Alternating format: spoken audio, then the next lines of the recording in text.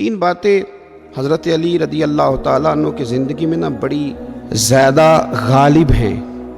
ان میں سے پہلی بات ہے مولا علی شیر خدا کا علم مبارک۔ حضور نے فرمایا میں علم کا شہر ہوں اور علی اس کا دروازہ ہے۔ یہ جو علم و حکمت ہوتا ہے نا، یہ بڑی راہیں کھولتا ہے۔ علم آدمی کو بااعتماد کر دیتا ہے۔ علم انسان کو بہت ساری ترقیوں کی طرف لے جاتا ہے، اور یہ علم ہی ہے جس کی برکت سے انسان خدا رسول کی بارگاہ تک رسائی حاصل کرتا ہے۔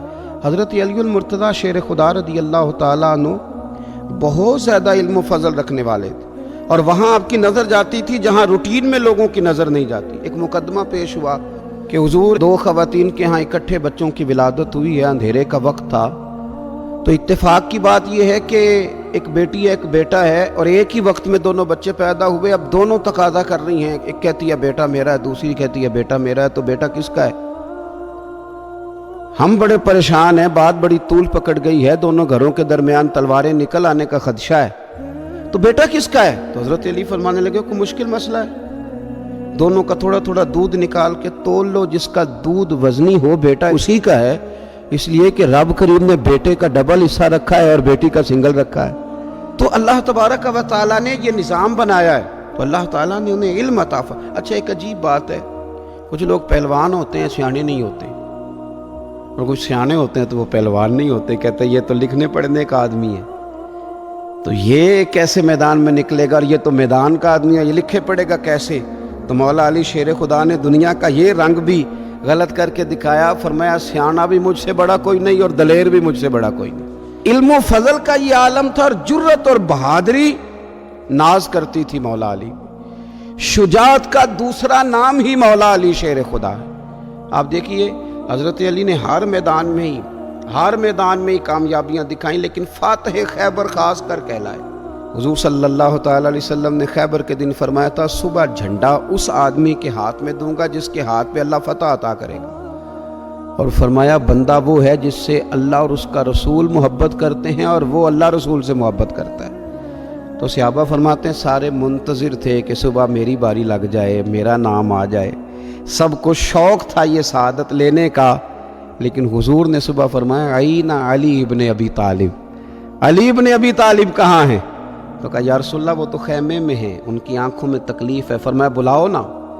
تو حضرت شیر خدا علی المرتضیٰ رضی اللہ تعالیٰ عنہ کو بلایا، تو کریم نے اپنا لعاب دہن لگایا، تو حضرت علی فرماتے ہیں یوں لگا جیسے کبھی درد ہوا ہی نہیں تھا، اور پہلے سے زیادہ اللہ تعالیٰ نے آنکھوں کو روشنی عطا فرما دی۔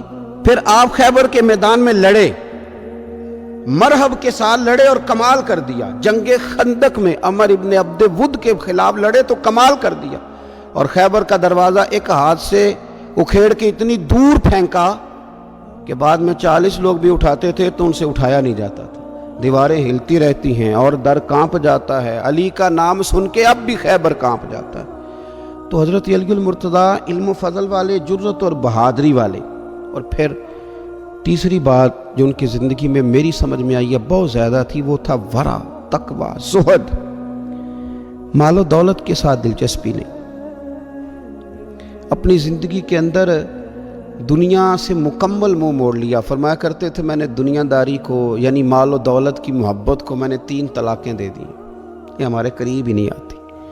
امیر المومنین ہو کے کوفے کے چوک میں کھڑے ہو کے اپنی زرہ، یا بعض نے لکھا تلوار بیچ رہے تھے، کوئی خرید لو کوئی خرید لو، اس تلوار کے ساتھ میں حضور کے ساتھ جنگ میں شریک تھا۔ لوگوں نے کہا بیچتے کیوں ہیں؟ فرمانے لگے تہمت پھٹ گئی ہے، پیوند لگنے کی جگہ بھی نہیں بچی، اگر میرے پاس تہمت کے پیسے ہوتے تو میں اسے کبھی نہ بیچتا۔ وہ تو خزانوں کی کنجیاں رکھنے والے لوگ تھے، پھر یہ کیوں کہہ رہے ہیں؟ اس لیے کہ تعلیم ہو لوگوں کو کہ مال کا آ جانا یا مال کا حاصل کرنا یا مال کی ضرورت ہونا یہ برا نہیں، لیکن مال کو دل میں جگہ نہیں دی جاتی، مقصود مال نہیں بنایا جاتا۔ اللہ تبارک و تعالی ہمیں ان کے فیض سے فیض یاب فرمائے۔